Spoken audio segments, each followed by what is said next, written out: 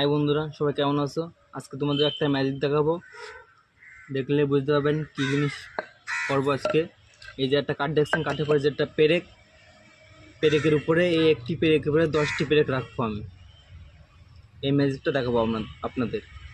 ভিডিওটা শেষ পর্যন্ত দেখবেন কীভাবে রাখছি আমি।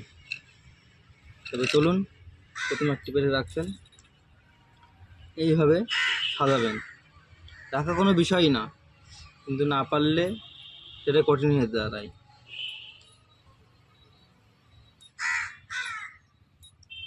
দেখুন, নিচে আমি একটা দিয়ে দিয়েছি, এই পাশে 4টে, এই পাশে 4টে দিয়ে দিয়েছি, আর এদিকে উপরে একটা দিয়ে।